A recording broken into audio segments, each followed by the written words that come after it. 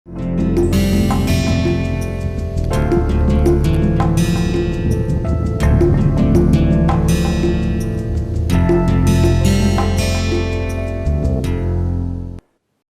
Course में हम micro economics का अध्ययन कर रहे हैं और इसका अध्ययन हम हिंदी में बिना कैलकुलस के कर रहे हैं। ये हम ऐसे पड़ाव पे आ पहुँचे हैं जिसमें हम एक बार पुराने चीज़ों का स्टॉक ले लें कि हमने इस कोर्स में अभी तक क्या क्या किया है। तो हमने इस कोर्स की शुरुआत की थी परिचय से, इंट्रोडक्शन से, है ना। सबसे पहले हमने इंट्रोडक्ट किया था कि इकोनॉमिक्स क्या है, माइक्रो इकोनॉमिक्स क्या है, मैक्रो इकोनॉमिक्स क्या है, डिफरेंट ब्रांचेज ऑफ इकोनॉमिक्स क्या हो सकते हैं। उसके बाद दूसरे चैप्टर में हमने मांग एवं पूर्ति के बारे में बात किया था, है ना। मांग एवं पूर्ति के बारे में, जिसको इंग्लिश में हम डिमांड एंड सप्लाई कह सकते हैं। और हमने डिमांड एंड सप्लाई को साथ में एक साथ लाए थे। हमने वहाँ पे मार्केट या बाजार के बारे में बातें करी थी, है ना।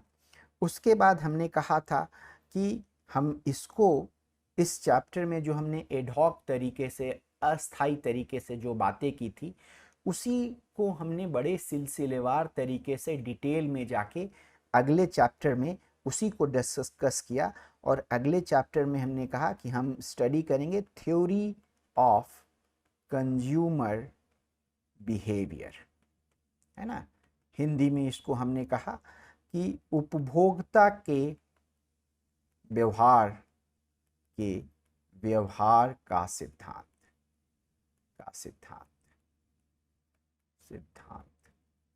है ना। ये इसको हमने यहाँ पे प्रेफरेंसेस की बात की, यूटिलिटी के बात की, हमने डिराइव किया डिफरेंट तरह का demand function, Marshallian demand function, Hicksian demand function. यहाँ पे हमने प्राइस के इफेक्ट को दो भाग में बांट करके देखा कि सब्स्टिट्यूशन इफेक्ट क्या होता है एंड इनकम इफेक्ट क्या होता है। इन सब चीज़ों का अध्ययन हम लोगों ने इस चैप्टर में किया। उसके बाद हम आगे बढ़ गए और हम मांग से बढ़ गए पूर्ति की तरफ।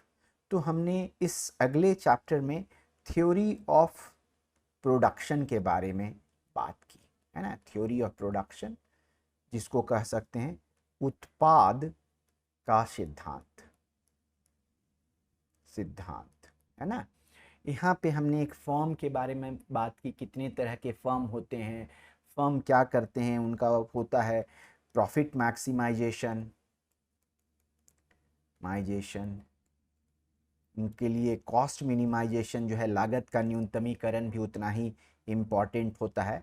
तो कॉस्ट मिनिमाइजेशन हमने, आप ध्यान देंगे तो पाएंगे कि हमने कॉस्ट मिनिमाइजेशन पे ज़्यादा ध्यान किया, क्योंकि इनपुट ये इनका खुद का कैरेक्टरिस्टिक्स है।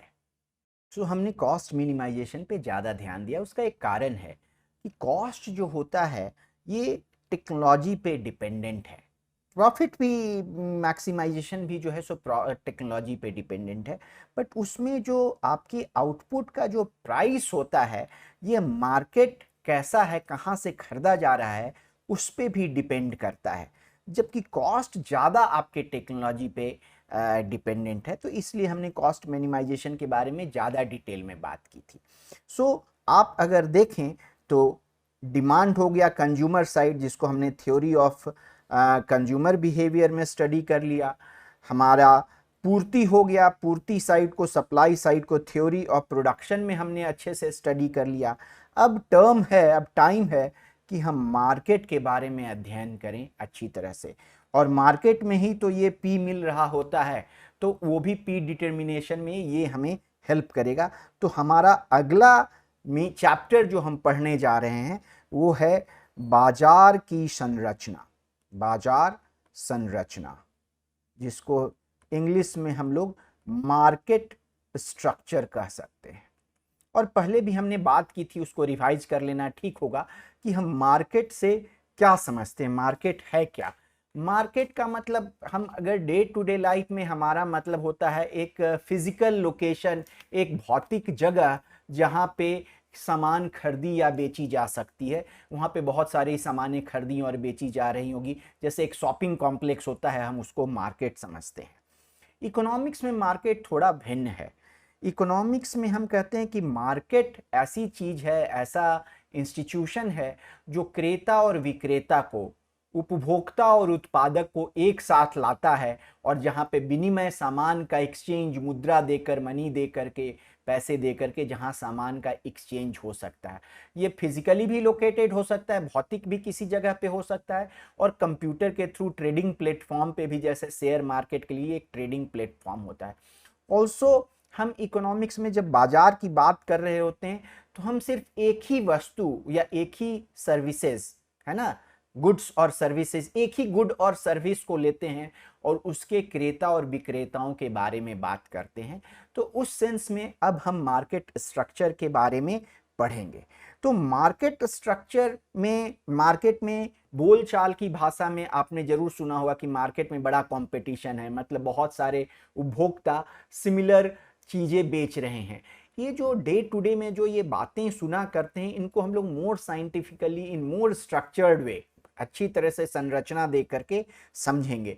अभी आपको मैं इस परिचय वाले वीडियो में ये बता दूं कि हमारे पास जितनी बाजारें होती हैं उसको हम 3 भाग में बांट सकते हैं। अभी मैं ज़्यादा नाम ही बताऊंगा, इनके बारे में डिटेल हम आगे अध्ययन करेंगे।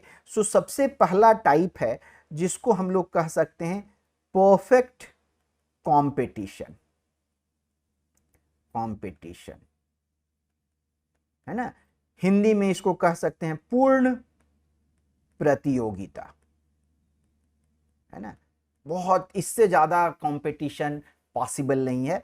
आप आगे देखेंगे कि एक सैद्धांतिक कॉन्सेप्ट है, रियल लाइफ में इसका एग्जाम्पल मिलना डिफिकल्ट होता है। लेकिन जैसे फिजिसिस्ट होते हैं जो भौतिकी पढ़ते हैं, जब गति की बात करते हैं, मोशन की बात करते हैं, तो वो कहते हैं कि पहले मान लिया जाए कि कोई वहाँ पे फ्रिक्शन नहीं है। अरे भाई, अगर फ्रिक्शन नहीं होगा तो लोग चल ही नहीं पाएंगे, मोशन होगा ही नहीं बिना फ्रिक्शन के, गति हो ही नहीं सकता है बिना घर्षण के, है ना। तो इसलिए फ्रिक्शन जरूरी है गति के लिए। फिर भी जब हम पहली बार गति की पढ़ाई शुरू करते हैं तो हम एज्यूम कर लेते हैं कि कोई फ्रिक्शन नहीं है, कोई घर्षण नहीं है। तो उसी तरह से यहाँ पे हम एक एज्यूम करेंगे एक थ्योरेटिकल कॉन्सेप्ट की, जो जिसकी बात करेंगे पूर्ण प्रतियोगिता में। उसके बाद हम बात करेंगे इम्परफेक्ट कंपटीशन। इम्परफेक्ट कंपटीशन, जिसको हम, इम्परफेक्ट को हम कह सकते हैं अपूर्ण, है ना, अपूर्ण प्रतियोगिता। ठीक है, इसमें हम बहुत सारे कैटेगरी का अध्ययन करेंगे।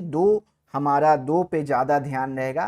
पहला कैटेगरी है जिसको हम कहते हैं ऑलिगोपॉली, जिसको हिंदी में कहा जाता है अल्पाधिकार। ऐसे समझें तो 3 4, 2 या 3 या 4 या 5 या 6 उत्पादक सेम तरह की वस्तुएं मार्केट में बेच रहे हैं। एक फिक्स छोटा सा नंबर है जो कि बेचने की इस क्रिया में संलग्न है।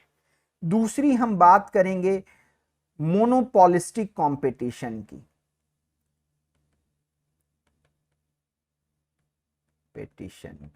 है ना, इसको हम हिंदी में कह सकते हैं एकाधिकारी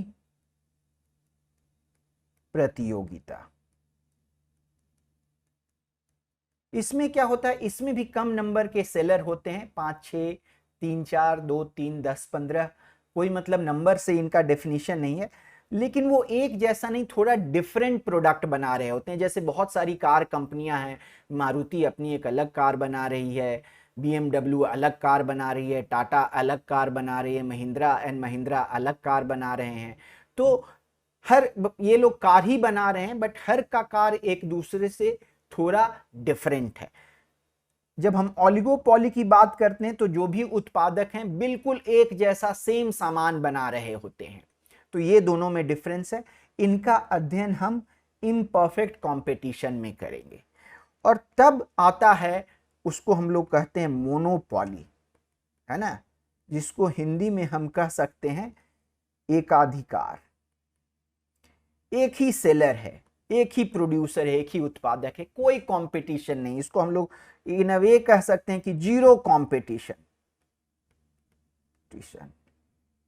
है ना, किसी तरह का यहाँ पे कंपटीशन नहीं। जो स्टेप हम फॉलो करेंगे, क्योंकि हमें एक ये तरीका है समझने का कि पहले हम परफेक्ट कंपटीशन से शुरू करें, फिर इम्परफेक्ट कंपटीशन में जाएं और फिर एकाधिकार में जाएं। लेकिन थ्योरी के दृष्टिकोण से, समझने के दृष्टिकोण से, सबसे पहले हम परफेक्ट कंपटीशन पढ़ेंगे, उसके बाद हम मोनोपॉली पढ़ेंगे, उसके बाद हम ऑलिगोपॉली पढ़ेंगे और उसके बाद लास्ट में हम मोनोपॉलिस्टिक कंपटीशन पढ़ेंगे। और जब एक बार इन विषयों का हम अध्ययन कर लेंगे तो सबका अंतिम वीडियो में इन सारे मार्केट स्ट्रक्चर का हम कंपैरिजन भी करेंगे, समझेंगे कि उनमें क्या डिफरेंस है, हम कैसे आइडेंटिफाई कर सकें कि ये वाला जो है परफेक्ट कंपटीशन है या मोनोपॉलिस्टिक कंपटीशन है। तो इन चीज़ों का ज्ञान विकसित करने की कोशिश हम करेंगे। धन्यवाद।